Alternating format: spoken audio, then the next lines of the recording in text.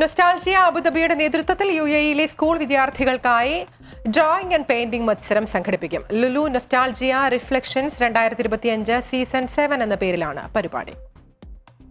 UAE-യിലെ school വിദ്യാർത്ഥികൾക്കായാണ് nostalgia Abu Dhabi drawing and painting മത്സരം സംഘടിപ്പിക്കുന്നത്. തുടർച്ചയായി 7ാം വർഷമാണ് മത്സരം നടത്തുന്നത്. ലുലു നൊസ്റ്റാൾജിയ റിഫ്ലക്ഷൻസ് 2025 പരിപാടിയുടെ ബ്രോഷർ പ്രകാശനം ലുലു അബുദാബി റീജിയണൽ ഓഫീസിൽ Lulu group Abu Dhabi Al Dhafra director Abubakar നിർവഹിച്ചു. ലുലു നോസ്റ്റാൾജിയ റിഫ്ലക്ഷൻസ് സീസൺ 7 ഈ വർഷത്തെ പ്രോഗ്രാം സംഘടിപ്പിക്കുന്നത് 31 മെയ്യിനാണ്. ലുലു ഹൈപ്പർ മാർക്കറ്റ് ക്യാപിറ്റൽ മോൾ മുസഫയിൽ സംഘടിപ്പിക്കാൻ പോകുന്നു.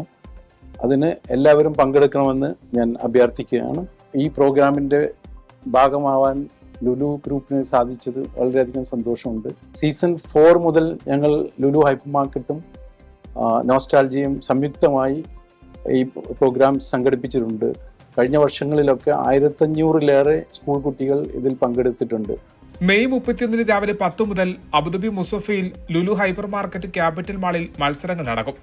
അപേക്ഷകൾ ഓൺലൈനായി www.nostalgiaua.com എന്ന വെബ്സൈറ്റിൽ രജിസ്റ്റർ ചെയ്യാം.